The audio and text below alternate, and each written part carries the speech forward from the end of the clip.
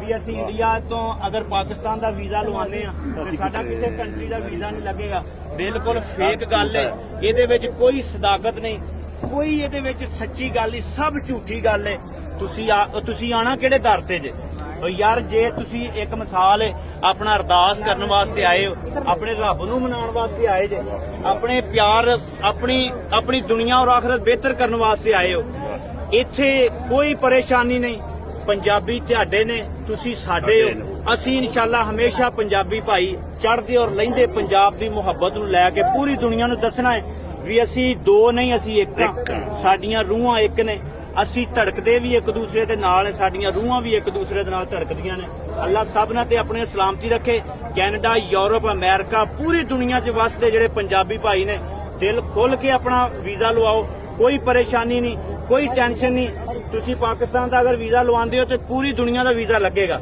ਕੋਈ ਪਰੇਸ਼ਾਨੀ ਹੈ? ਜਿਹੜੇ ਭਾਈ ਆਏ ਨੇ ਦੱਸੋ ਕਿਸੇ ਦਾ ਵੀਜ਼ਾ ਕੋਈ ਕੈਂਸਲ ਹੋਇਆ ਕਿ ਨਹੀਂ? ਬਾਹਰ ਦੀਆਂ ਕੰਟਰੀਆਂ 'ਚ ਵੀ ਜਾ ਸਕਦੇ ਨੇ।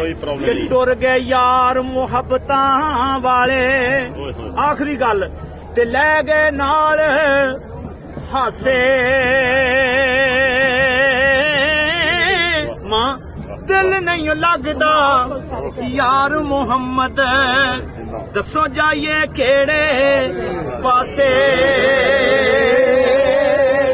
ਅੱਛਾ, ਜਦੋਂ ਤੁਸੀਂ ਚਲੇ ਜਾਂਦੇ ਮੈਂ ਕਮ ਸੋ ਕਮ 15-20 ਦਿਨ ਮੈਨੂੰ ਰੋਟੀ ਨਹੀਂ ਚੰਗੀ ਲੱਗਦੀ, ਕਿਉਂਕਿ ਇੰਨੀ ਮੁਹੱਬਤ, ਇੰਨਾ ਪਿਆਰ ਹੈ। ਤੇ ਮੀਆਂ ਸਾਹਿਬ ਆਂਦੇ ਕਿ ਜਿਹੜੀ ਮਹਿੰਦੀ ਮਾਂ ਰੰਗ ਨਾ ਦੇਵੇ ਤੇ ਕੀ ਫਿਰ ਉਸ ਦਾ ਲਾਉਣਾ,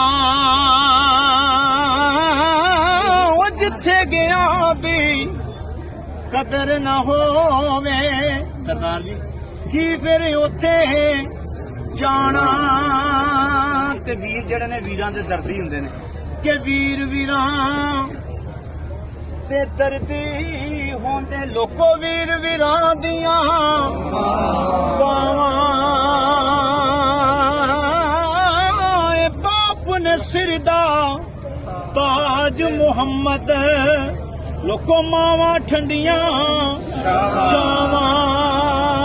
ਤੇ ਸੱਜਣ ਮਾਪਿਆਂ ਨੂੰ ਸੱਜਣ ਬਣਾਓ, ਉਹਨਾਂ ਦੇ ਨਾਲ ਗੱਲਬਾਤ ਸ਼ੇਅਰ ਕਰਿਆ ਕਰੋ। ਦੁਨੀਆ 'ਚ ਸਭ ਤੋਂ ਵੱਡਾ ਸੱਜਣ ਤੁਹਾਡਾ ਮਾਂ-ਬਾਪ। ਭੈਣਾਂ ਭਾਈ ਵੀ ਕਿਸੇ ਵੇਲੇ ਗੱਲ ਆਊਟ ਕਰ ਦਿੰਦੇ ਨੇ, ਲੇਕਿਨ ਮਾਪੇ ਐਸੇ ਮਾਂ ਗੱਲ ਨਹੀਂ ਸ਼ੇਅਰ ਕਰਦੇ, ਆਪਣੀ ਔਲਾਦ ਦੀ ਗੱਲ ਨਹੀਂ ਸ਼ੇਅਰ ਕਰਦੇ। ਫਿਰ ਮਾਪੇ ਜਦੋਂ ਚਲੇ ਜਾਂਦੇ ਨੇ ਫਿਰ ਇਹ ਗੱਲ ਆਉਂਦੇ ਕਿ ਸੱਜਣ ਟੁਰ ਗਏ ਮਾਪੇ, ਰੌਣਕ ਟੁਰ ਗਈ ਹੈ, ਸੁੰਝੇ ਹੋ ਗਏ ਵੇੜੇ। ਜਦੋਂ ਮਾਪੇ ਜਾਂਦੇ ਨੇ, ਜਦੋਂ ਬਜ਼ੁਰਗ ਹਸਤੀਆਂ ਘਰੋਂ ਉੱਠ ਜਾਂਦੇ ਨੇ, ਜਦੋਂ ਆਪਣੇ ਰੱਬ ਕੋਲ ਚੱਲ ਜਾਂਦੇ, ਫਿਰ ਪਰੇਸ਼ਾਨ ਬੰਦਾ ਹੁੰਦਾ ਹੈ, ਫਿਰ ਵਿਹੜੇ ਦੇ ਵਿੱਚ ਉਹ ਰੌਣਕ ਨਹੀਂ ਨਜ਼ਰ ਆਉਂਦੀ। ਤੇ ਮੀਆਂ ਸਾਹਿਬ ਨੇ ਇੱਥੇ ਸ਼ੇਰ ਇਹ ਲਿਖਿਆ ਹੈ ਕਿ ਸੱਜਣ ਟੁਰ ਗਏ, ਫਿਰ ਮਾਂ ਦਾ ਮਾਂ-ਬਾਪ ਸੱਜਣ ਨੇ।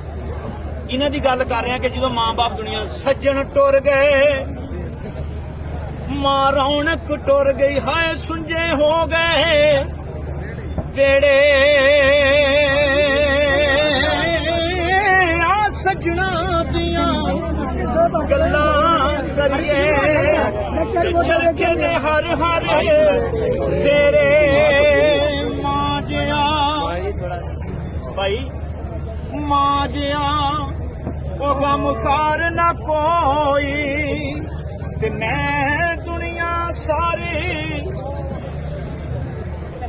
ਫਰੋਲੀ ਜਿਹੜੀ ਦਿਲ ਨੂੰ ਸਕੂਨ ਦੇਵੇ, ਉਹ ਮਾਂ ਦੀ ਮਿੱਠੜੀ ਬੋਲੀ ਲੈ ਓ ਯਾਰ ਹਵਾਲੇ ਰੱਬ ਦੇ।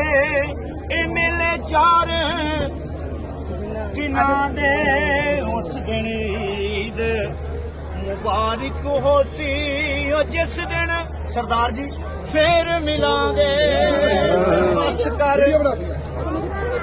ਬਸ ਕਰ ਮੀਆਂ ਮੁਹੰਮਦ ਬਖਸ਼ਾ ਮੋੜ ਕਲਾਉਂਦਾ ਕੋੜਾ, ਸਾਰੀ ਜ਼ਿੰਦਗੀ ਮਾਂ ਦੁੱਖ ਨਹੀਂ ਮੁੱਕਣੇ, ਪਰ ਕਾ ਰਹਿ ਗਿਆ ਏ ਥੋੜਾ।